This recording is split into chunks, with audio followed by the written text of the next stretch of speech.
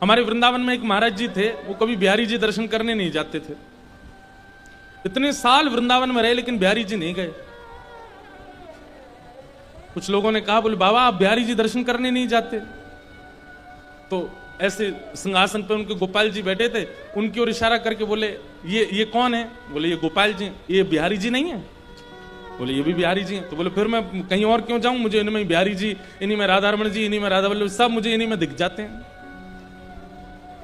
चैतन्य भाव। मैं कथा में कहा करता हूं एक बात कि लोग कई बार ऐसा सोचते हैं कि हमारे घर के ठाकुर जी जो हैं ये कम ऐश्वर्यवान हैं, मंदिर में जो बैठे हैं वो ज्यादा हैं। नहीं, समान है, समत्व है। और ये कब संभव हो सकता है? जब आप चैतन्य बुद्धि रखोगे। खंबायु यज्ञम शलिलम महिम च ज्योतिम से सत्वानि दृशो द्रुमादीन सरित समुद्राम हरे शरीरम यत्किंच भूतम प्रणमेत अनन्यम। सब में भगवत दृष्टि रखो। स्वयं भगवान गीता में कहते हैं ईश्वर सर्वभूतानाम हृदय शीर्जुन तिष्ठति। सब में भगवत दृष्टि, चैतन्य भाव। और सब में अगर नहीं कर पा रहे हो, अभी इतनी योग्यता नहीं बन रही कि सब में भगवत दर्शन हो, तो कम से कम मानव छोड़ करके जड़ वस्तुओं में ही देखना प्रारंभ कर दो। जड़ वस्तुओं में भी नहीं देख पा रहे हो तो कम से कम मंदिरों में जो पाषाण है उनको पाषाण मत मानो, उनको साक्षात भगवत अनुभव करके उनमें भगवत भाव रखो। ये पत्थर के हैं, ये लोहे के हैं, ये तांबे के हैं, ये अष्ट धातु के हैं, ये सब विचार ठाकुर जी के लिए शब्द भी नहीं आने चाहिए।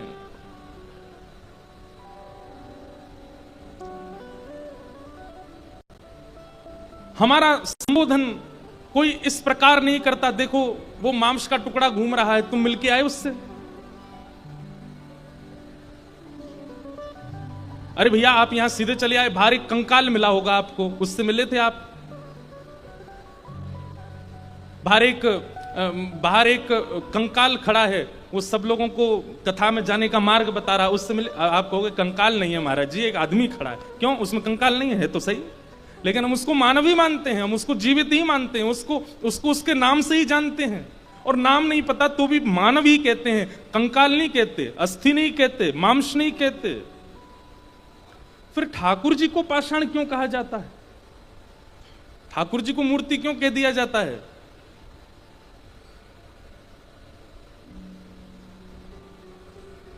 ये चैतन्य बुद्धि नहीं है इसलिए कहा जाता है। अरे वो चित्रपट भी है ना तो भी ठाकुर जी हैं, वो अष्टधातु के हैं तो भी ठाकुर जी हैं, वो मार्बल के हैं तो भी ठाकुर जी हैं, वो गुड्डा गुड़िया हैं तो भी ठाकुर जी हैं। कितने बालक ऐसे हमने देखे हैं गुड्डा गुड़िया लिए घूमते हैं ठाकुर जी के रूप स्वरूप के, उन्हीं का श्रृंगार करते हैं, उन्हीं को गोद में बैठाते हैं, उन्हीं को हृदय से लगाए रहते हैं। चैतन्य बुद्धि यदि नहीं होगी तो फिर ठाकुर जी का अनुभव मुश्किल है। सबसे पहले सत्य दृष्टि, दूसरी चैतन्य बुद्धि ठाकुर जी के दर्शन में, और तीसरा है आनंद स्थिति। एक बालक अभी मुझे मिला नासिक में, मुझे तो बहुत अनुभव, मैं जो कथा में सुनाता हूं ना बातें, ये सब मुझे पता चलती हैं तो मैं कहता हूं। एक बालक मिला अभी, वो बोला महाराज जी मैं गांव से कुछ रुपए थे मेरे पास तो मैं पंढरपुर दर्शन करने चला गया। मैंने कहा फिर? बोले पंढरपुर दर्शन करने के लिए गए तो कुछ ऐसी योजना बनी कि उसका धन जो था वो पंढरपुर तक पहुंचते पहुंचते खत्म हो गया सारा। अब उस पर इतने भी नहीं है कि वो मंदिर में चढ़ा सके, इतने भी नहीं है कि वहां कुछ खा सके, इतना भी नहीं है कि वापस घर आ सके। बोले महाराज जी 50 रुपए बचे थे बस मेरे पास। तो बोले मैं तो बस इस विश्वास से गया था पंडरीनाथ सब मंगल करेंगे। बोले बिल्कुल चिंता नहीं थी, बिल्कुल टेंशन नहीं थी मन में, वापस कैसे जाऊंगा, क्या होगा, सोचा सब पंडरीनाथ भगवान आनंद कर देंगे, मुझे तो एक बार झलक दिख जाए। बोले लेकिन आप कथा में कहते हैं कि ठाकुर जी को जब पता चल जाए कि ये इसके पांव में लगी है तो रास्ता और दुर्गम बना देते हैं। ले अब चल के देखा, एक तो तेरे पांव में लगी, ऊपर से गड्ढा और कर दिए रास्ता में। बोले मैंने कि फिर क्या हुआ? बोले महाराज जी मैं लाइन में खड़ा था दर्शन की, तो जैसे मंदिर में प्रवेश करने लगा इतने में एक व्यक्ति आया, आकर के बोला वो दुकान दिख रही है? बोला हाँ वो मेरी दुकान है, वहां छोटे छोटे पंडरीनाथ भगवान हैं, विठल भगवान है। आज सुबह से मेरी कमाई नहीं हुई है, बोनी नहीं हुई है, आप एक ले लो। अब बोले महाराज जी उस समय मन में ऐसा आवे कि स्वयं पंडरीनाथ कह रहे हैं कि मुझे ले चल, और मुझ पर पैसा ही नहीं है उनको देने का। और वो आदमी हाथ पकड़ के बोले मेरी सुबह से बोनी नहीं हुई है, एक ले जाओ ना आप। अब मैं उसको बोल रहा हूं कि भाई मेरे पास व्यवस्था नहीं है, मेरे पास घर वापस लौटने तक का भी धन नहीं है, मैं ठाकुर जी कैसे लूंगा? वो कह रहा है वो हम देख लेंगे, आप जितना हो उतना दे दो, लेकिन ठाकुर जी ले जाओ। मैंने कहा मैं दर्शन करके आता हूं फिर देखता हूं। बोले दर्शन करने गया तो दर्शन करके मैंने कहा हे पांडुरंगा मैं घर चला जाऊं, यही बहुत बड़ी बात है। बाहर आपने एक व्यक्ति खड़ा कर दिया अपने स्वरूप के लिए, कैसे उसको क्या दूंगा, मेरे पास है ही नहीं। बोले महाराज जी हम मंदिर से निकल करके छुपके जा रहे थे, निकलने का प्रयास कर रहे थे वहां से कि वो देख ना ले। बोले मैं छुपके निकल गया, दूसरी गली में पहुंच गया तो वो सामने से आ गया, ये तुम कहां भागे जा रहे हो? तुम कह के गए थे ठाकुर जी लोगे, चलो मेरी दुकान पे। मैंने उसको कहा भाई तू मेरी जेब देख ले, मेरे पास कुछ नहीं है। तो बोला कितना है तुम्हारे पास? बोले 50 रुपया बचा है बस, लेकिन मेरे घर वापस जाने का भी किराया नहीं है मेरे पास। बोले वो सब हो जाएगा, आप मुझे 50 रुपए दो, ले जाओ ठाकुर जी। कहां ठाकुर जी 400-500 रुपए के स्वरूप आता होगा। बोले 50 रुपए के पीछे पड़ गए, बोले दो ले जाओ। बोले मुझ में भी लोभ आ गया, मैंने कि 25 में ही दे दो जब 50 में दे रहे हो तो 25 में ही दे दो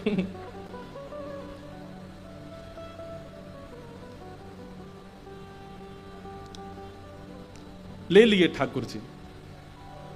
बोले महाराज जी ठाकुर जी लेकर के मैं हृदय से लगा करके बस स्टैंड की तरफ सोच तो रहा हूं कि जाऊं, पर है ही नहीं व्यवस्था। लेकिन एक बार भी मन में ऐसा नहीं आया कि कहूं ठाकुर जी से कि कोई व्यवस्था करो। बोलो बस स्टॉप पहुंच गए, हमारे गांव जाने वाली बस आ गई सामने। कंडक्टर बोला चढ़ जाओ भैया वहां जाने की है। तो बोले मैं उसको बोलना चाह रहा था कि भाई तुम पहले सुन लो मेरी स्थिति फिर बैठाना बस में। लेकिन बोले इतनी भीड़ भीड़ आई, बस धीरे धीरे खिसकने लगी, लोग बाग चढ़ने लगे, कंडक्टर ही हाथ पकड़े जल्दी बैठो। अरे भैया मेरी बात तो, बोले सुनाना बस में बैठ के सुनाना, पहले चढ़ जाओ ऊपर। चढ़ गया। बोले मैं उसको बार बार मैंने मुझे लगा कि संकोच में बाद में पैसा नहीं दे पाऊंगा तो उतार देगा तो बुरा लगेगा, अभी बता देता हूं उसको। बोले भैया मेरी बात सुनो। बोले मैं उसके पीछे ही पड़ा रहा, वो मेरी सुन ही नहीं रहा था। मैं बार बार उसको बोलूं भैया मेरी एक बात तो सुन लो। बोले रुक जा अभी पीछे टिकट काट के आता हूं। बोले पीछे चला गया, कहीं बैठ गया, फिर पीछे जाके किसी से बात करने लगा। मैंने भैया मेरी बात तो सुनो, मुझे आपको एक बात बतानी है। बोले इतने में तो आधा रास्ता पार हो गया। वो बोलता है कि अभी एक जगह बस रुकेगी, चाय पीने, वहां बताना मुझे। बोले ना वो मुझसे पैसे मांग रहा है ना मेरी सुन रहा है। बोले वहां में उतर गया तो उसका पेट खराब हो गया, वो वॉशरूम में ही बैठा रहा बहुत देर। तो बोले वहां से निकल के आया, बस चलने का समय फिर बैठ गया। मैंने उसको फिर कहा भैया आप मेरी बात सुन लीजिए, बाद में आप मुझे नाराज। बोले फिर पता नहीं क्या कारण बन गया, कभी कहीं चला जाए कभी कहीं। बोले मेरी सुनी ही नहीं, मुझसे बोला चुपचाप बैठे रहो मैं बात करूंगा बाद में। बोले जब मेरा घर 5 मिनट की दूरी पर रह गया तब आया मेरे पास। अब बताओ क्या कह रहे थे तुम? भैया मैं ये कह रहा था मेरे पास बस 20 रुपए पड़े हैं और बस की टिकट 200 रुपए की है, मैं देने लायक स्थिति में नहीं हूं। वो तुरंत बोलता है बोले तुम चढ़े क्यों बस में? बोले मैं तो मना कर रहा था, आप ही चढ़ा ले गए। बोले फिर वो ड्राइवर से बोलता बस रोको इसको, उतार दो यहीं पे। बोले जहां उतारा था वहीं मेरा घर था पास में बोले उतर के मैं घर पहुंच गया प्रेम से। मैंने कहा भाई तुम्हारी जय हो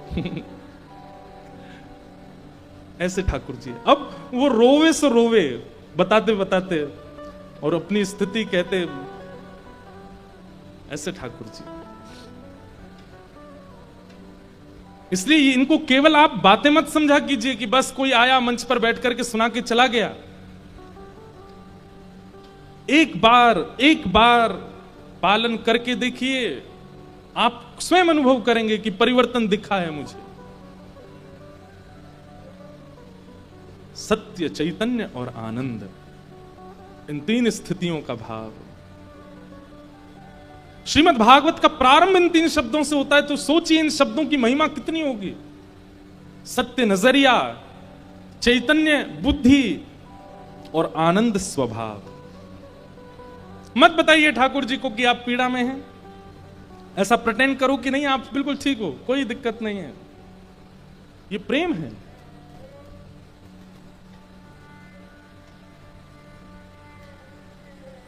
लेकिन मानव कल्याण का जब फल मिलता नहीं दिख रहा था, यज्ञ की सफलता अनुभव नहीं हो रही थी, तब वहां सूत जी का आगमन हुआ।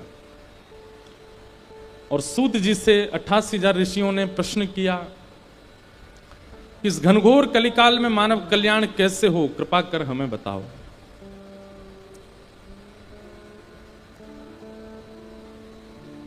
तब सूत जी महाराज यहां कहना प्रारंभ करते हैं,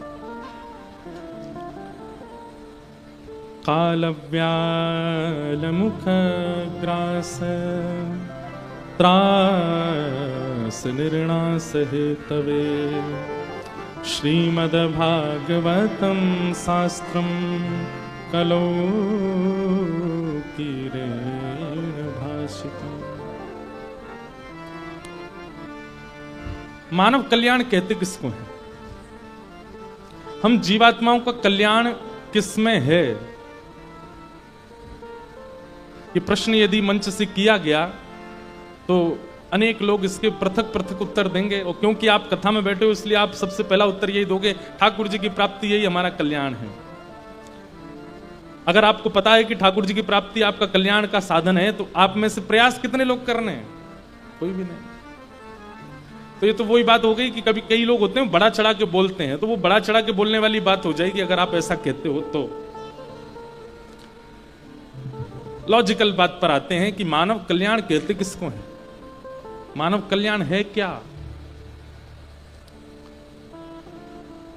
अपने उद्देश्य की पहचान, स्व की पहचान कि मैं आया क्यों हूं धरा धरती पर, मेरा आगमन क्यों हुआ इस संसार में। क्या केवल भोजन भजन, सॉरी भजन नहीं, भोजन वजन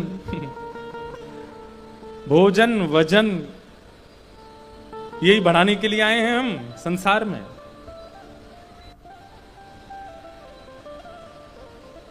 अपने उद्देश्य को पहचानना यही कल्याण है। जिस दिन आप पहचान गए कि मेरा आगमन, मेरा जन्म लेना वो इस कारण से है, उसी दिन आपका कल्याण होना प्रारंभ हो जाएगा। और मानव कल्याण का दूसरा भाव क्या है? पुनर्जन्म न विद्यते, पुनः दोबारा संसार में आना ना पड़े, तब समझो कि उसका कल्याण हुआ।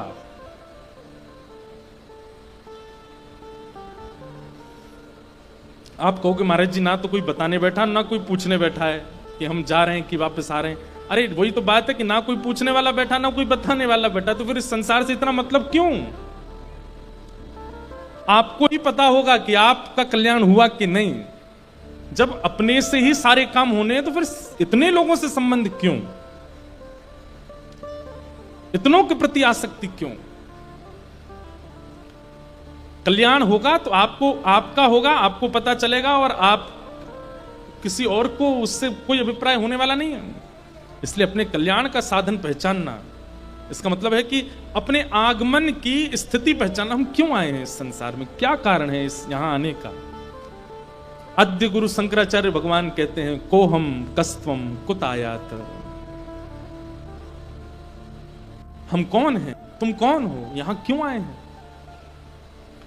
हमारे सदगुरुदेव की कृपा हम पर हुई, हम तो पहचान गए कि हम क्यों आए हैं।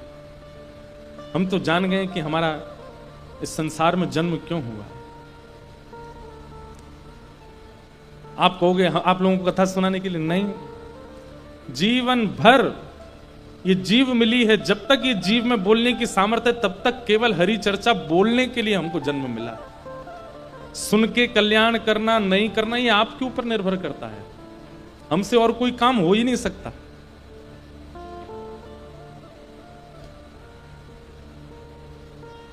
एक बात बोलें, सब लोग बहुत ध्यान से सुनिए। इस संसार में जैसे क्रिकेट में ऑलराउंडर होना बहुत अच्छी बात है। आप बैटिंग भी कर लेते हो, बॉलिंग भी कर लेते हो। पंखों से सावधान रहना भैया। इधर देखो, इधर देखो। क्रिकेट में आप बॉलिंग भी कर लेते हो, बैटिंग भी कर लेते हो, फील्डिंग भी कर लेते हो, कीपिंग भी कर लेते हो, कमेंट्री भी कर लेते हो, एम्पायर भी बन जाते हो, ऑलराउंडर हो, अच्छी बात है। क्रिकेट में, खेल में ऑलराउंडर होना अच्छी बात है, पर इस संसार में ऑलराउंडर होना बुरी बात है। कई लोग होते हैं वो जब कथा में आते हैं तो तिलक भी लगा लेते हैं, और जब दूसरे वाली जगह पर जाते हैं तो वहां के अनुसार भी बन जाते हैं। उनको रात वाली पार्टी करा तो उसमें भी वो निपुण हैं, और कथा सुनवा लो उसमें भी निपुण हैं। उनको संसारिक क्रियाएं भी बहुत अच्छे से आती हैं, भक्ति भावनाएं भी, दिखावा करना बहुत अच्छे से आता है। गाड़ी चलाने में भी निपुण हैं, खाना बनाने में भी निपुण हैं, इसमें भी निपुण हैं, उसमें भी निपुण हैं, सब चीजों में निपुण हैं। संसारी विषय भोग मंच से बोली नहीं जा सकती, इसलिए हम उसका आजू बाजू के नाम ले देते हैं। अगर संसार के हर विषय में आप निपुण हो, ऑलराउंडर हो, तो ये बहुत गलत बात है।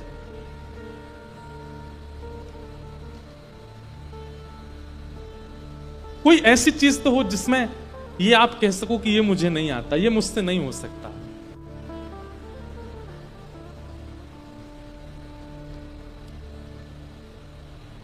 मीराबाई ने स्पष्ट कर दिया था अपने, आज मीराबाई का बहुत चिंतन हो रहा, पता नहीं क्यों होता है, कई कई कथाओं में किसी भक्त का ज्यादा स्मरण होता है। मीराबाई ने पहले ही स्पष्ट कर दिया था, भोजराज को विवाह से पहले ही कह दिया था कि एक पत्नी का जो कर्तव्य होता है वो मैं नहीं निभा पाऊंगी, इसलिए सोच समझ के ब्याह के लिए हां करना। तो भोजराज कहते हैं कि मैं पत्नी की कामना से आया ही नहीं हूं। मीराबाई कहती हैं तो फिर आप क्यों आए हैं हमारे घर पर रिश्ता लेकर के? तो वे कहते हैं कि हमारी मेवाड़ की भूमि में योद्धा तो बहुत हुए, राजा तो बहुत हुए, महाराजा तो बहुत हुए, लेकिन कोई भक्त नहीं हुआ, इसलिए एक भक्त को ले जाने आया हूं। हमारी मेवाड़ की भूमि में एक भक्त रहे। पर उन्होंने पहले स्पष्ट कर दिया था कि संसार की कामना मुझसे करिएगा नहीं, मुझसे हो नहीं पाएगा। हमारे हिसाब से वैष्णवों को बहुत क्लियर होना चाहिए संसारी लोगों के सामने कि आप मुझसे ये उम्मीद मत कीजिएगा कि आप रात में इस प्रकार के व्यवचार करेंगे और मैं वो सहूं। सह सकता हूं, मुझ में सामर्थ्य भी है सहने की, लेकिन मैं नहीं सहूंगा। ये स्पष्टीकरण एक वैष्णव में होना चाहिए।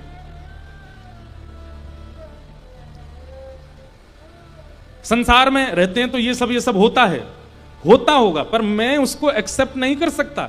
एक विषयी व्यक्ति जब कह देता है इस बात को, तो फिर एक वैष्णव व्यक्ति क्यों स्पष्ट नहीं कर सकता? वैष्णव व्यक्ति हर जगह सेटलमेंट करने के लिए तैयार क्यों हो जाता है? वो सेक्रीफाइस क्यों कर लेता है सब जगह? कुछ समय तो सेक्रीफाइस करना पड़ेगा आपको, क्योंकि संसार नहीं तो आपको जीने नहीं देगा, लेकिन एक स्थिति आने के बाद में नहीं करना है। हम और किसी लायक रहे ही नहीं, एक ही काम है हमारा। हम तो एक बार कहते हैं कथा में, सबसे ज्यादा संसार में फंसते कौन है पता है? पुनर्जन्म सबसे ज्यादा किन लोगों का होता है? जो भक्ति भी करते हैं और विषय भी भोगते हैं, दोनों तरफ पैर लगा रखे हैं। 7 दिन कथा हो रही है तो आचरण शुद्ध है, लेकिन कथा विश्राम होते ही अब तो कथा हो गई। 9 दिन की नवरात्रि चल रही है तो आचरण शुद्ध है। दशहरा आते ही तो अब तो खुली छूट है महाराज। मैं कहां था अभी, कहीं कथा थी, हाँ चंडीगढ़ में कथा थी नवरात्रि के समय। तो दशहरा के दिन शायद पूरी हुई थी, पता नहीं, मुझे याद नहीं, पर मुझे खबर क्या सुनाई दी कि 10वीं के दिन, जिस दिन नवरात्रि पूरी हुई उसके अगले दिन किसी मांस की शॉप का इतना विक्रय हुआ सामान कि सुबह खुलने के 3 घंटे के भीतर भीतर तो सब बिक गया, बचा ही नहीं। मैंने कहा भाई राक्षस रहते हैं संसार में।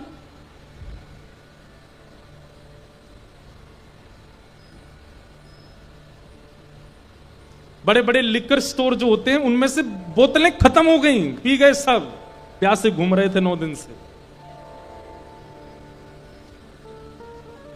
मेरे मन में तब आता है कि वो 9 दिन क्यों नहीं पी गई?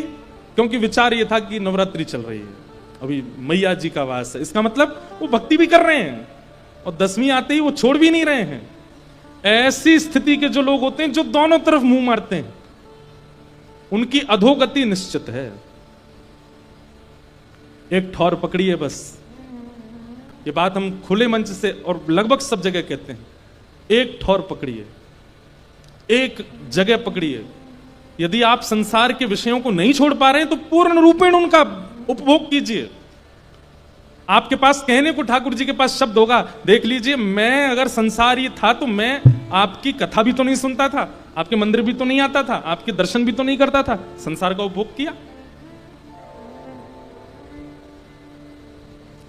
लेकिन कथा भी सुननी है, मंदिर भी जाना है, तिलक भी लगाना है और फिर वो सब भी करना है, ये उचित नहीं है। दो घोड़े पर पैर रख के सवारी करने वाले गिर जाते हैं। एक बार मैं ये बात कहीं कह रहा था, दो घोड़ी पर पैर रख के सवारी करने वाले गिर जाते हैं, तो एक व्यक्ति मुझसे बाद में बोला, महाराज जी तो दुल्हा बग्गी पे बैठ गया तो उसमें भी तो दो घोड़ी होती हैं। मैंने कहा तो क्या समझ रहे हो, ब्याह के बाद वो उठ जाता है वो भी पतन के लिए ही जा रहा है बेचारा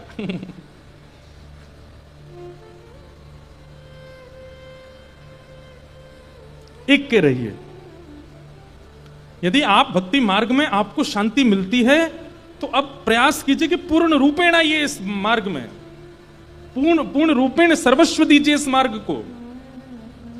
और यदि आपको लगता है कि आप विषय भोग नहीं छोड़ पा रहे हैं तो फिर यहां त्याग कीजिए, वहां चले जाइए, पूरे चले जाओ, मुड़ना भी देखना भी नहीं कभी वृंदावन की ओर। एक बात बोलें, यदि आप इस बात का निश्चय कर लोगे ना कि नहीं मुझे संसार नहीं छूट रहा, ठीक है, आज मैं निश्चय करता हूं कि कल से ना कथा सुनूंगा, ना मंदिर जाऊंगा, ना दर्शन करूंगा, और उसके बाद जो आपके अंदर अगर थोड़ी भी भक्ति होगी तो व्याकुलता होगी ना कि वृंदावन के लिए मैंने त्याग कर दिया, मैंने कथाओं के लिए त्याग कर दिया, उसके बाद जब आप इस मार्ग में आओगे तो हो सकता है पूरे आ जाओ, फिर इसका त्याग ना करो। प्रैक्टिकल है, करके देख लो। एक मार्ग चुन लीजिए और समय का मत सोचिए अभी तो मुझ पे समय है, आगे देखता हूं, सोचता हूं, अभी आज करे सो अब कर, अभी करो, अभी विचार कर लो क्या चुनना है।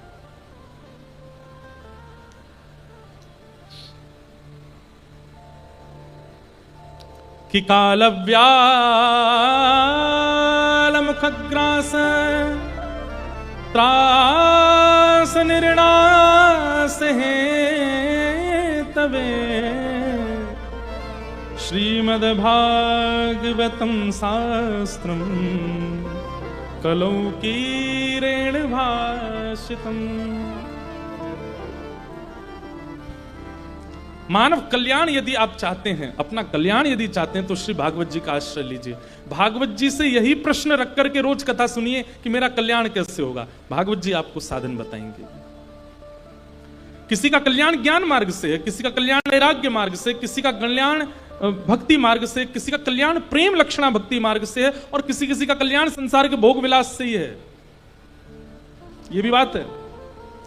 कई लोगों को ठाकुर जी ने दुनिया में भेजा ही इसीलिए कि ये भोग भोगें, इनके लिए और कुछ नहीं है। क्यों? क्योंकि वे भोग भोगेंगे तो उनको देख करके कई और लोग भी तो भोग की तरफ भागेंगे। माया अपना काम कैसे करेगी, फिर संसार कैसे चलेगा अगर भोग भोगने वाले ही नहीं बचेंगे तो। इसलिए कुछ लोग वो भी चाहिए। भाई सब पांडव थोड़ी हो सकते हैं, कुछ कौरव भी तो बनाए जाते हैं जो कृष्ण को देखते हैं, कृष्ण को पूजते हैं, कृष्ण से मिलते हैं, कृष्ण को छूते हैं, फिर भी कौरव ही रहते हैं।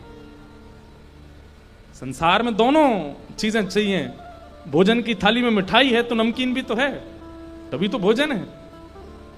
तो कई लोगों का कल्याण भोग से ही है। कल्याण मतलब उनको भेजा ही इसीलिए कि वो भोग भोग हैं। पर हमारी एक बात सत्य मान लीजिएगा, ये कैसे पता चले कि हम भोग भोगने आए हैं कि भक्ति मार्ग के लिए आए हैं? अपने जीवन काल में एक बार भी यदि कथा प्रिय लग गई हो, अपने जीवन काल में एक बार भी वृंदावन प्रिय लग गया हो, अपने जीवन काल में एक बार भी अपने सदगुरु प्रिय लग गए हो, उनकी वाणी प्रिय लग गई हो, उनका दर्शन प्रिय लग गया हो, तो इसका मतलब आप भोग भोगने के लिए बने ही नहीं हो। आप भोग के लिए आए ही नहीं हो। आपका रुझान भक्ति मार्ग में एक बार भी हुआ है तो इसका मतलब भोग्य वस्तु आपके लिए नहीं है।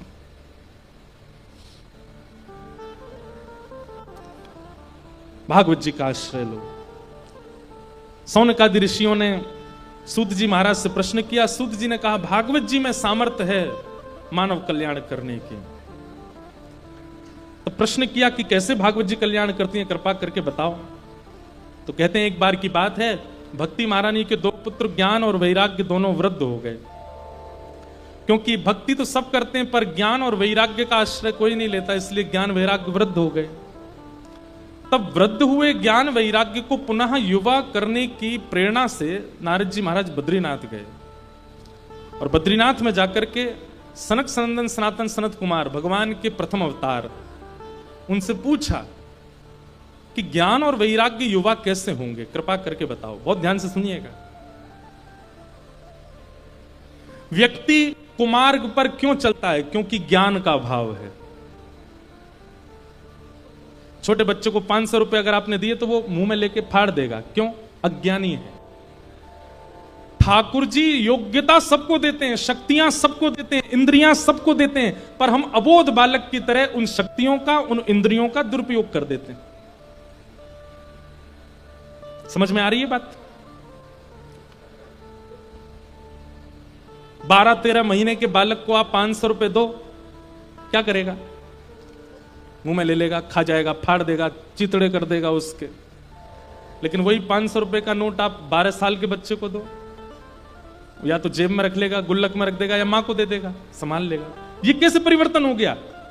ये जब 13 महीने का तब तो फाड़ दिया था इसने। अरे भाई, उसमें अब ज्ञान आ गया, अब वो बोधवान हो गया। बहुत ध्यान से सुनिए सब लोग। 18 वर्ष की उम्र में इंद्रियां शक्तिमान हुई थीं, तो हमने क्या किया? भोगों को भोगा। ठाकुर जी बोले अभी अबोध है, अभी भोग रहा है। लेकिन 48 साल की उम्र में भी वही भोग रहे हैं। ठाकुर जी कहते हैं अब तो भाई इसमें ज्ञान आ जाना चाहिए, अब क्यों नहीं आया?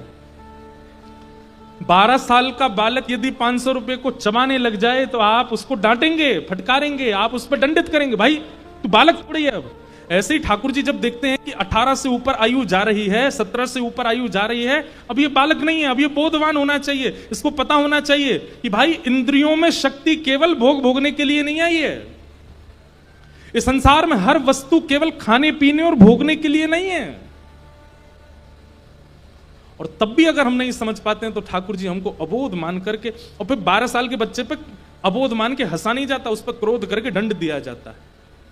ठीक वैसे ही जब 28-29 उम्र में ठाकुर जी देखते हैं अभी भी नहीं संभल रहा है, तो फिर ठाकुर जी दंड रूप में उसको खुद से दूर कर देते हैं और भोगों में फेंक देते हैं।